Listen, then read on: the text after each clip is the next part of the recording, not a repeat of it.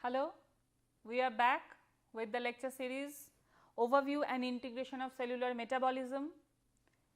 So, in the previous two classes we have discussed how glycogen is synthesized, how glycogen is broken down, glycogenesis and glycogenolysis. Then in the next previous class we have discussed how glycogenolysis or glycogen breakdown is regulated. In this class we will discuss regulation of glycogenesis or formation of glycogen and also the reciprocal regulation of glycogenesis and glycogenolysis. So, to remind once again what is the important enzyme, most important enzyme of glycogen synthesis is, it is glycogen synthase. So, regulation of glycogen synthesis is basically the regulation of glycogen synthase enzyme.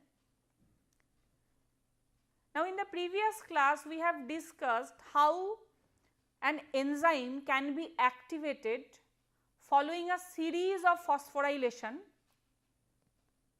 a cascade of enzyme action, and that is done through phosphorylation and dephosphorylation. So, that is an example of covalent modification of enzyme activity, and this covalent modification is mostly triggered by some hormones like glucagon, epinephrine. Then again enzymes of glycogen metabolism both for glycogenesis and glycogenolysis can be regulated by some allosteric molecules, allosteric regulators. So, let us see how glycogen synthase is regulated. This is the same type of regulation which we have read already in glycogen phosphorylase regulation. So, once again there are two forms of glycogen synthase present inside cell. One is glycogen synthase A, that is the active form, another is glycogen synthase B, that is the inactive form.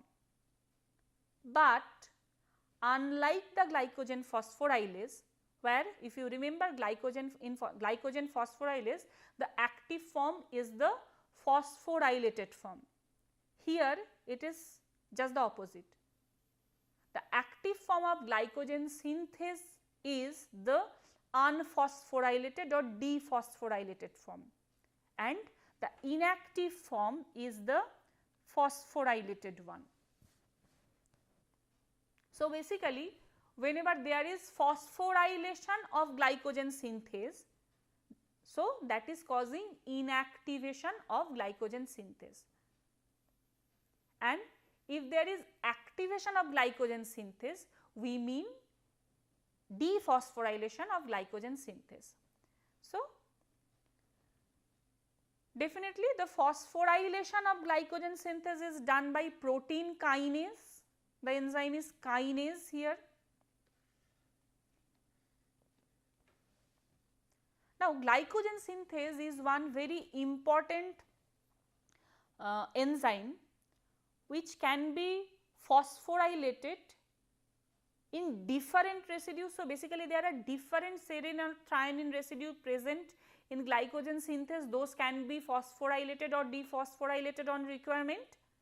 Not only that, there are at least 11 types of protein kinases which can deliver this activation or phosphorylation of glycogen synthase.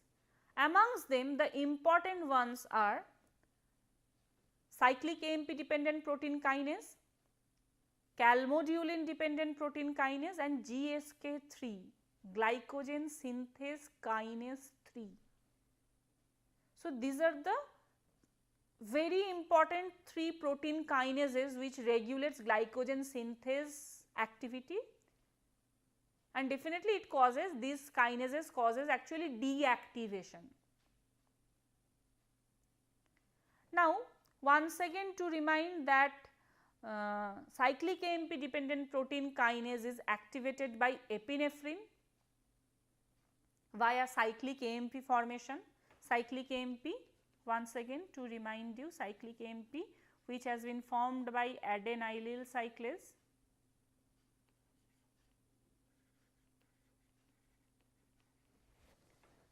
And that cyclic AMP causes activation of cyclic AMP dependent protein kinase. Similarly, calmodulin dependent protein kinase is activated by calcium. Here we will discuss about glycogen synthase kinase induced regulation of glycogen synthase.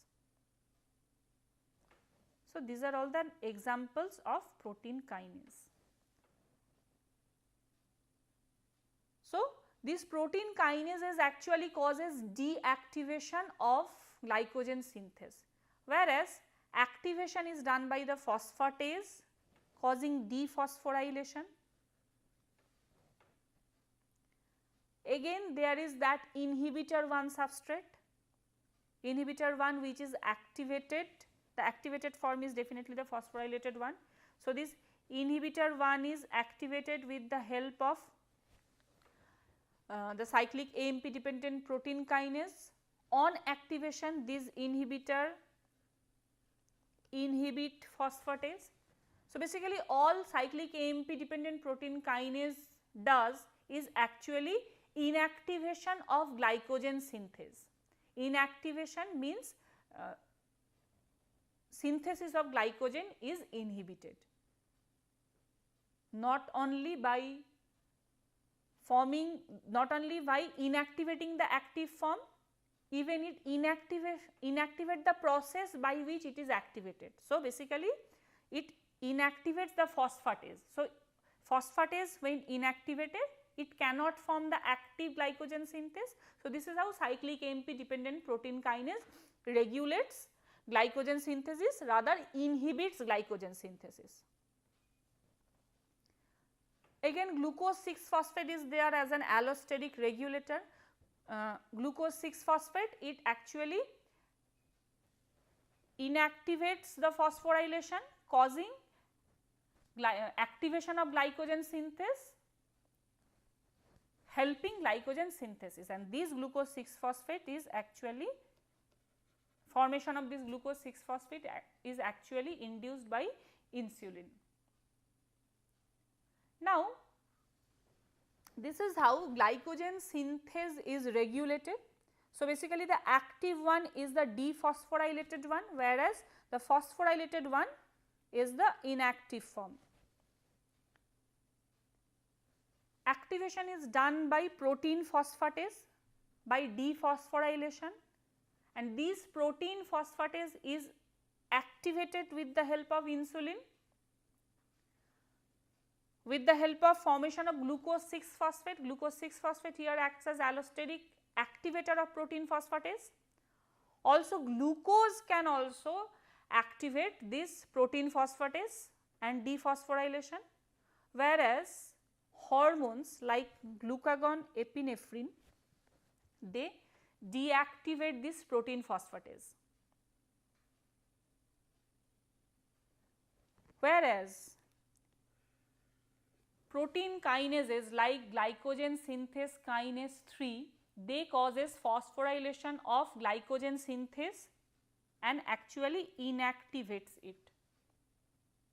Now remember, there is another important enzyme mentioned here, which is casein kinase 2. Now glycogen synthase kinase requires some priming for its phosphorylation, and that priming is done by casein kinase 2. Now how this priming is happening? So this is the glycogen synthase kinase molecule. This one is the glycogen synthase kinase molecule, and this is the glycogen synthase molecule enzyme. Now these are the residues where phosphorylations can be done. Now, when glycogen synthase kinase needs to fit over glycogen synthase, that is basically that fitting is done over a phosphate residue. So, there is requirement of a phosphate residue in glycogen synthase molecule which can act as anchor for the glycogen synthase.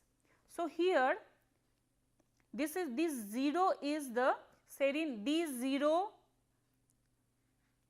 then these are the serine residues where actual phosphorylation occurs for inactivation of glycogen synthase. But before that there is another serine residue which is phosphorylated by casein kinase 2, and over that phosphate residue this glycogen synthase molecule is anchored, and this anchoring is done in such a way that the active side of the enzyme fits over the target serine residue. So, it can phosphorylate the target serine residue. Now, you can see on phosphorylation it moves towards the other residues. So, on the next step over this phosphorylated residue, the glycogen synthase kinase will anchor in such a way that the catalytic site will be over the next serine residue and it can phosphorylate it. So, basically what casein kinase 2 is doing is actually phosphorylating a serine residue of glycogen synthase. Definitely that phosphorylation is not causing deactivation, but what it is causing? It is helping in anchoring the GSK3 over the glycogen synthase. Now, in absence of casein kinase 3, what happens?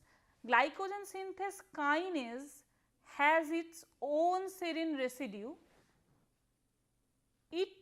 When phosphorylated, it acts as a pseudo substrate which occupies this anchoring part, so that the GSK3 is folded upon itself and basically is not able to attach over the target glycogen synthase. Not only glycogen synthase, it is also phosphorylating other protein other enzymes also. So, it cannot bind with the target enzyme. So, casein kinase 2 is basically the priming enzyme required for the action of GSK3. Next, we have discussed about phosphoprotein phosphatase. Now, phosphoprotein phosphatase, everywhere we have seen that it is causing dephosphorylation, removing phosphoryl group from all the 3 enzymes which has been phosphorylated by glucagon and epinephrine as well.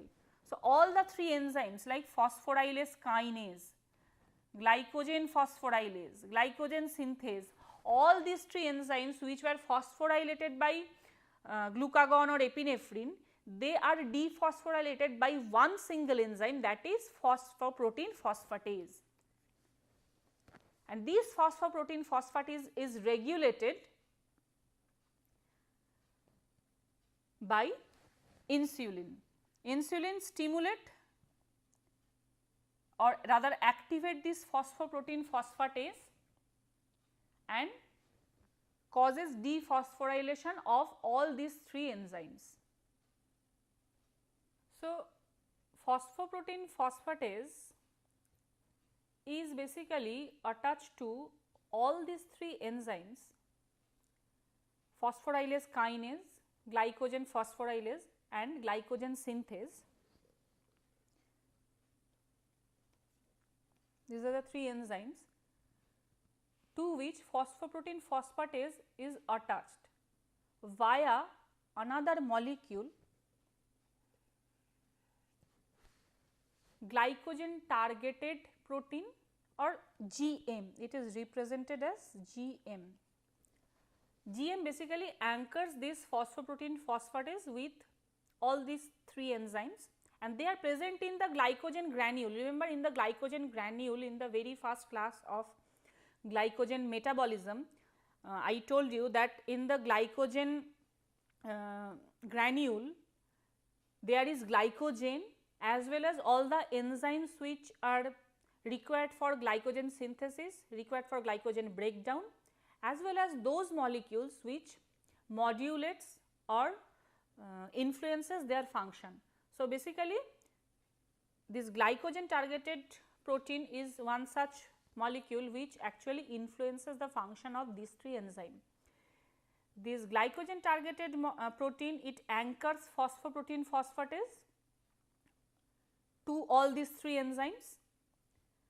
Now, this GM can be phosphorylated in 2 residues. Insulin activates the insulin sensitive kinase. It phosphorylates in a single site, in the single site of this GM, and that causes activation of phosphoprotein phosphatase. So, insulin basically activates phosphoprotein phosphatase. But when this GM is phosphorylated in both the 2 sites, there is such a conformational change that it needs to be dissociated from the glycogen granule. So, basically it is detached from the dual phosphorylated GM is detached from these 3 enzymes.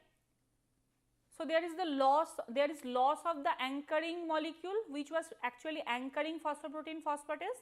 So, phosphoprotein phosphatase is also dissociated from these 3 enzymes. So, epinephrine is actually causing dissociation of phosphoprotein phosphatase. So, basically it is inactivating phosphoprotein phosphatase. Not only that, epinephrine, if you remember that epinephrine was activating this inhibitor 1 molecule, inhibitor 1, which I told you it is actually inhibitor 1 when activated, it causes deactivation of phosphoprotein phosphatase. How? It actually binds this released phosphoprotein phosphatase and stops it from reassembly. So, this is how phosphoprotein phosphatase is regulated.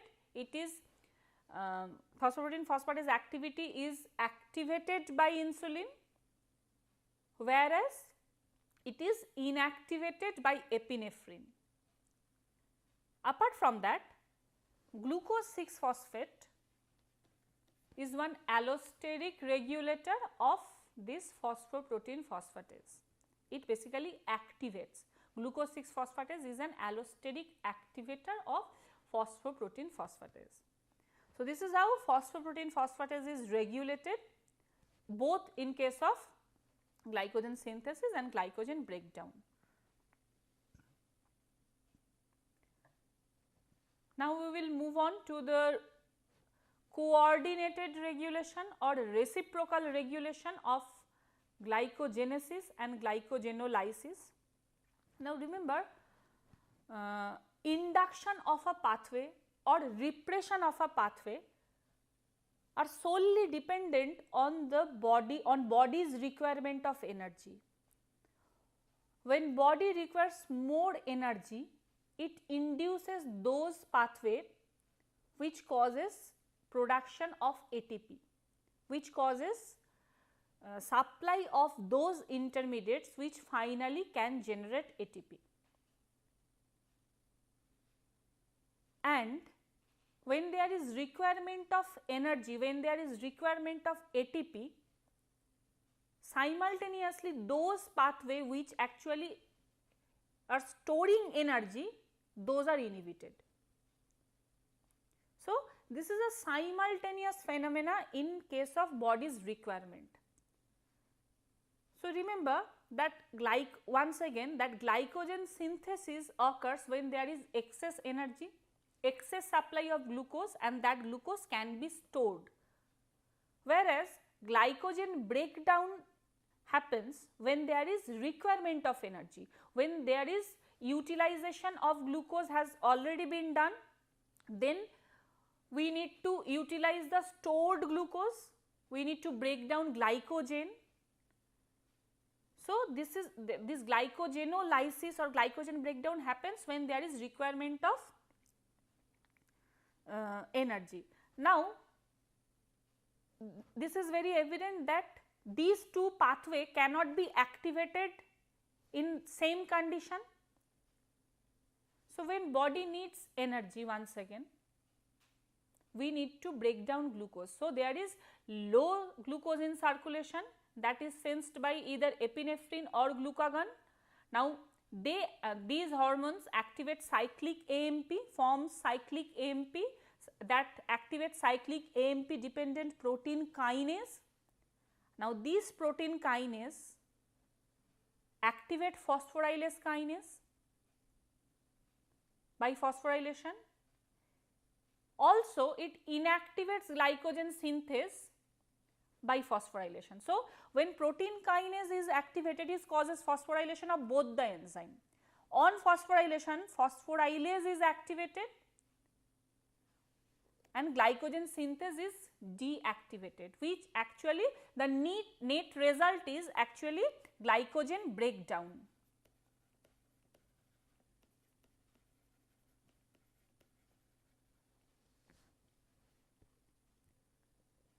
Similarly, when there is adequate amount of energy, adequate amount of glucose in circulation, that is sensed by insulin. Insulin acts as different way to prevent glycogen breakdown, also to stimulate glycogen synthesis. How? Insulin activate phosphoprotein phosphatase. This phosphoprotein phosphatase causes dephosphorylation of both the enzymes. Now, on dephosphorylation, glycogen synthase is activated, but glycogen phosphorylase is inactivated. So, the net result is glycogen synthesis and also it stops glycogen the breakdown. Not only that, insulin, it activates the enzyme phosphodiesterase. Phosphodiesterase, what it does? It converts cyclic AMP to 5' AMP.